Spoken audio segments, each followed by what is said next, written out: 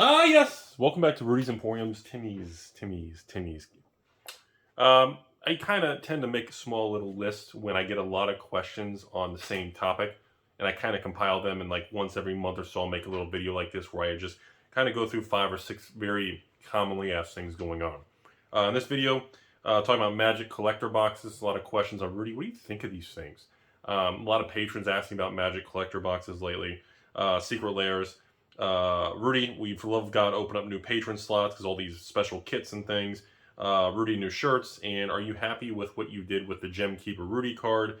Are you happy? Do you think LSS is happy? And then, of course, MetaZoo, the pricing and the kits coming up here with Halloween. So let's jump into it. First things first, in the same order that I just mentioned it. Topic number 1 today, ladies and gentlemen. Secret Lair with Magic. Rudy, are you happy with it? Are you personally buying Secret Lairs?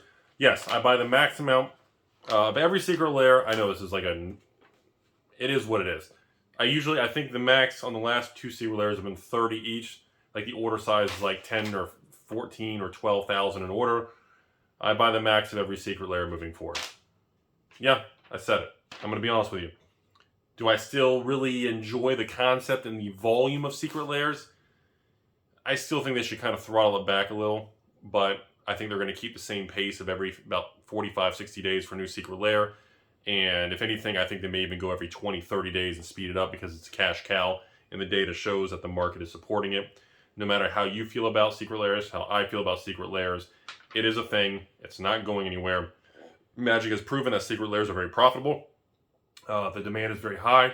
They're able to make a lot of unique design space, bizarre framework and artwork and silly things. And yeah, I hate to say it, but the artificial scarcity supply constraint of the way they do the drop, I do think they're gonna most of them will age very well. And most people are focused on Rudy. What are the Secret Lair prices after a month or 2 months? Do you make money? Are you up 10%? Are you down? Doesn't matter. Take a step back. Think about this, everybody. The Secret Lair that comes out, I don't know, last month or next month or whatever the Secret Lair is now. You really think the oldest Secret Lair was like fourth quarter 2019. Secret Lairs have only been a thing for like just under 2 years now because we're now fourth quarter 2021. Oh, let's just call it 2 years. That's nothing. That's nothing in the grand scheme of time, collectibles, and aging. 2 years. Not even. You really think any of these Secret Lairs today are going to be cheaper than the offering price, especially if you buy in bulk and you have the capital and you get free shipping and you get the bundle discounts? You really think in 3, 5, 10-year time horizons, these unique products are going to be cheaper than what they are? And I know some of you are going to say, well, Rudy, it may not be cheaper, but it may not be worth the time and age. You could have better opportunities to use the capital at other locations. That may be. But in my opinion, the risk of skipping a Secret Lair with Wizards of the Coast is greater than the risk of putting money into Secret Lair and not making a return or losing money. The risk of missing out is greater than the risk of loss. That's my perspective. It is what it is, folks. Double-edged knights, whatever, Chuck Norris. Topic number 2, jumping over to MetaZoo now. Yes, you guys know we got the new Halloween Hunchback Rudy of Jacksonville card with the MetaZoo. Yes, the Evil 666 Halloween MetaZoo playmat and the Rudy card is an exclusive just with the kit. The only opportunity to buy it in that kit is going to be on this sale, which is supposed to be this Friday. But as of the filming of this video, we've only received about 40% of the MetaZoo product. So we're cutting it to the wire. If I'm not able to actually take delivery of all the MetaZoo product by Thursday, Friday, I'm going to have to scrap it and we're going to have to push the sale a week because I don't want to take any chances. I need to have the product in hand to make sure we got the right thing, the quantities are right before I can take any patron money and actually run the sale. It is what it is. Yes, the MetaZoo kit is supposed to have around, I think it's 9 or 10 items in it. So let's just call it 9, figure low. The Rudy promo card, the Rudy playmat. There'll be some other little promo cards. Yes, there is the infamous Halloween promo packs that are very sought after. We got a brick of a couple thousand of those things to include in the MetaZoo bundle. Yes, in addition to the first edition booster box, the first edition spell book, first edition release event thing, first edition theme deck, The typical, all the things we have. But there's only one theme deck in the kit. Everybody always asks me about theme decks. Like everyone, I don't know, whatever. And yes, I'll be honest with you all. The first MetaZoo Rudy kit we did 3 months ago, sold it for $500. The only thing that's really changed is MetaZoo and Mike they've adjusted the MSRP with Golden Distribution and PHG. I think those are the two, or is there a third distributor? They raised the MSRP by 40%, so like a box MSRP went from like $100 to like $150. So yes, I will be keeping this next variety kit below $1,000. The original Rudy kit from a couple months ago that was sold for $500 has a market value between $3,000 and $3,500. Once again, a lot of patrons made a ton of money. About 1,000 patrons made substantial profits. That's awesome. Yes, this time around, the MetaZoo kit, it will be more expensive because obviously the prices are higher, and of course the cost of everything is higher. But no, I will be keeping the MetaZoo kit below $1,000. So it is what it is. I'm going to be very blunt about it.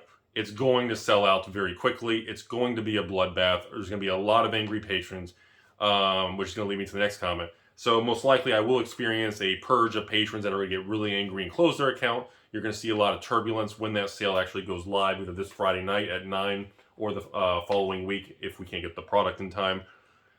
Which brings me to the next topic. Obviously, no, I don't care if a patron buys a kit, even for $846.26 is the MetaZoo kit, whatever the price is. Even if they pay that price and they flip it for $1,500, no, I don't care. No, I don't police the secondary market. Good for them for making money and taking risks. If someone's willing to take the risk or buying a product from me, they're doing the right thing. They're following all the rules. They're not breaking anything. They're not doing anything illegal. If they want to flip it and make quick tendies, that's on them. If they want to wait to see if it goes to $3,000, $4,000 like the first kit, that's on them. If the price stays flat and does nothing, or if it pulls a Monarch and drops, you know, a patron kit, which was $1,000, drops down to today's market value of the promos, the playmat, and the 2 boxes worth like $800. Or no, 2 boxes, what? 2, 450, 500, 600. So the Monarch kit's worth like $750. So they're down 25% from the original $1,000 kit. So yes, no matter which way the market goes, no, I am not going to tell the patrons to not flip it or do it. That's up to them. Which brings me to the next thing. Rudy, you know, all these things recently, I've been getting swamped with just random emails, public things. Rudy, will you please create new patron slots? Or have a special event for one day only you open up for people to sign up? No, I will not be creating additional patron slots. There are no $15, $20, $100 tiers. We're not opening it up because the demand is already, you know, I ran a Pokemon sale. It sold out in like 2 minutes and 21 seconds. And even then, there's a back order list of like 400 patrons that still wanted just trainer boxes. You know, it's just, you know, I'm not in a position to be able to manage. Sometimes it takes me 3, 4, 5, 6 days just to reply and get the messages caught up to the patrons. So opening it up and taking another $30,000 in a bunch of new accounts and people's money when I know I can't run it properly is not the correct course of action. Unfortunately, as stated, literally a year and a half ago, no, there is no plans to reopen the Patreon account to unlimited openings or anything. But yes, if you're quick and you're shady, you can literally, there are people that refresh it and they know at the end of the month when payments decline and the first of the month when people try to drop out and time the market, and of course they're locked out for life, so whatever. Yes, there are people who have literally the website before it updates and changes, they'll slip in and grab a slot. Sometimes a slot opens, 2 people try to fight. Yeah, it does happen, but overall, no. I like the way it is. Yes, some people slip in and it kind of it bounces around by a couple people here and there, but overall, it's very stable. And even then, I think it's already plenty the way it is. There's plenty of people, there's plenty of patrons. There's no need for me to take on additional money for more patrons. It is what it is. It's fine. The money is not worth the risk in that situation. Sorry. Next, moving on here. Next, we're going to go to the next topic. I want to talk about Magic the Gathering collector booster boxes. Then we're going to go into the Gem Keeper, the Flesh and Blood card, and what is my opinion? Am I happy with everything? Is LSS happy? We'll go in that segment. Magic collector boxes. This is becoming more controversial. It's becoming the collector boxes because if you haven't noticed, and I got a whole other video coming on this, the collector boxes are all becoming how do I say this? The whales and the collectors and the LGSs and distributors are starting to reject the collector boxes. The market is not accepting collector boxes with open arms the same way it did 6 and 9 months ago. There is a major tone shift happening with Magic the Gathering collector boxes. And I'm not sure what the main variable is. I think it's a combination of Wizards has increased the print run on collector boxes, and there's not enough demand to support the pricing in the market. That supply-demand is tilted right now, and you're seeing weakness in it, which is causing emotional and anxiety and reactions from stores and distributors to unload, unload, unload. You know, I have another video just on collector boxes coming, but overall, the new Innistrad, even the new Crimson, the Val, the neat looking one, not even out yet. And there's stores trying to fire sell them. The prices are very low for collector box. It's very interesting to see what's going on with collector boxes. But similar to Secret Lair, no matter how you feel about collector boxes, no matter how I feel about collector boxes, no matter how much Rudy tries to pump your stepmom with collector boxes, no matter how many times I show up when you guys go on vacation and I hang out and I fix your washer and dryer, no matter how many times, collector boxes are here to stay. The pricing long term, which we're already getting data from Throne, Ikoria, and Theros, the data is good. The data is strong. The data is showing us so far, because Throne is the oldest and the original, the data is showing these are going to age well. Okay? And this is something that if you are looking to expand the collectible portfolio, if we're, being diversified in all kinds of your categories, it's something that, similar to Secret Lairs, I may not really like it, but I understand what's going on. And it's something you really need to pay attention to. Next. Rudy, where's the 2021 Alpha Investment shirts? You got this $10,000 shirt on eBay. Yeah, it's the placeholder. I don't want to lose the eBay listing. I know, I've been sold out of shirts for like 11 months now. Sit tight. We got the 2021 Alpha Investment shirts. There's like, I don't know, thousands of them ordered. They should be here in a couple weeks. And yes, it's going to be the 2021 Alpha Investments. The market's wrong, or the market's still wrong kind of thing. I'll tell the patrons ahead of time to give them first dibs, and I'll publish it to you all and let everybody buy the shirts. Price will be the same, whatever, $25 a shirt, whatever it is. And the custom sizes will be like $30 or something. Anyways, yes, you'll see shirts around Thanksgiving here in the holidays. Last but not least, Rudy, are you happy with the Gem Keeper, the whole scam pump and dump thing you did, the Rudy card? And are you happy with it? I am. I'm very happy with it. I'm really looking forward to the burning video. We got a custom made song just for the burning video to make it more dramatic.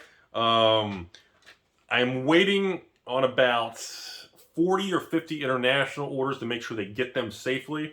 And I've also got about another 20, 30 domestic tracking numbers that USPS is showing like arriving late, but still in transit. So I'm kind of holding off here. I want to make sure before we destroy like 100 cards, I want to make sure that if I need to do replacements, I've already been having to do, I think I've had to replace 3 of them so far. One of which was literally like ran over by like the USPS truck. There's like tire marks on it. And the whole box was like, it was crazy.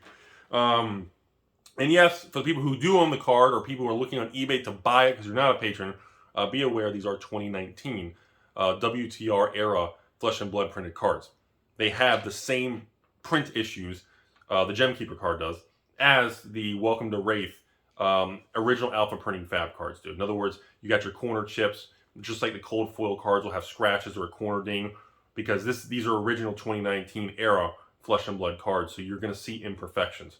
So again, trying to get a never been touched perfect Gem Keeper card is going to be very, very difficult because of the printing errors that was finally fixed, I believe, with Crucible of War, when I believe LSS increased the quality or dealt with something with Card of Monday. So anyways, overall, yeah, I'm pretty shocked. I think I'm more than anything, I didn't think that many would sell. Like when I planned it out, I genuinely thought a couple hundred would sell. I didn't think we would break anywhere near 1,000 of the cards sold.